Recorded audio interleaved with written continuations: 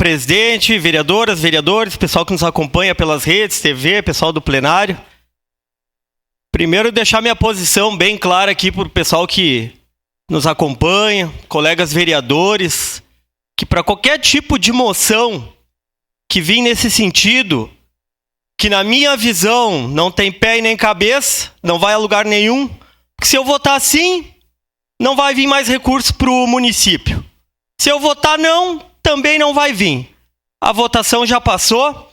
Meu celular aqui está abarrotado de gente precisando de ajuda, madeira, telhado.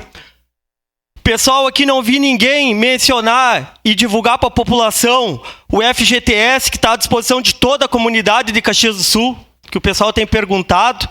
E alguns vereadores com medo aqui de posição ou não. Como essa moção não vai a lugar nenhum, eu cheguei a fazer uma plaquinha aqui, ó. Voto não bem grande.